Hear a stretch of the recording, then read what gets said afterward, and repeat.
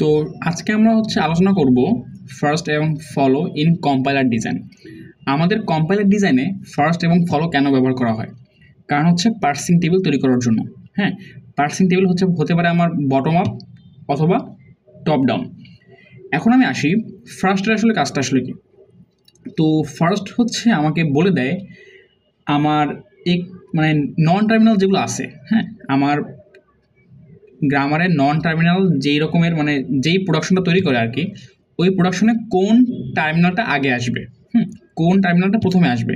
যেমন আমার আমার এই যদি একটা নন টার্মিনাল হয়, হ্যাঁ, তো এর যদি আমার প্রোডাকশন এরকম হয় এ বি, তাহলে আমার এই ফার্স্ট কি বলবে? ফার্স্ট বলবো যে এর এতে আমার আমার ফার্স্ট আসবে কোনটা?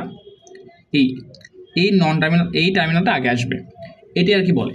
তো কি বলে আমার একটা নন টার্মিনালের ক্ষেত্রে কোন টার্মিনাল বা এপসাইলনটা আগে আসবে। এখন আমি আসি ফলোতে। ফলো কি করে? ফলো আমার একটা নন টার্মিনালের পরে কোন টার্মিনালটা আসতে পারে, একটা নন টার্মিনালের পরে কোন টার্মিনালটা আসতে পারে।